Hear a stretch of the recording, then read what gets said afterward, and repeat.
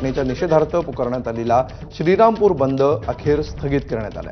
मात्र आरोपींवर मकोका अंतर्गत कारवाई होईपर्यंत आंदोलन सुरू ठेवण्याचा निर्धार सर्वपक्षीय कृती समितीने व्यक्त केला.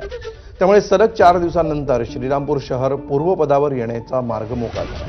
दरम्यान मुलाच्या हत्येनंतर आकाश दुबैया यांच्या वडिलांनी उपमुख्यमंत्री एकनाथ शिंदे यांना भावनिक साथ घालत पक्षातील गुंडांना संरक्षण देऊ नका, संबंधित आरोपीला पक्षातून हद्दपार करा आणि कठोर कारवाई करा अशी मागणी केली आहे. या हत्याकांडामुळे श्रीरामपूरमध्ये संतापाचं वातावरण आहे. आरोपींवर कठोर कारवाईची मागणी अधिक तीव्र होती आहे.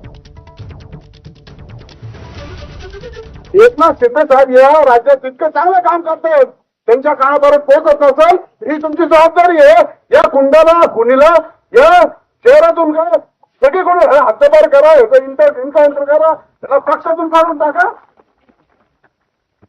एवढीच विनंती करू. तर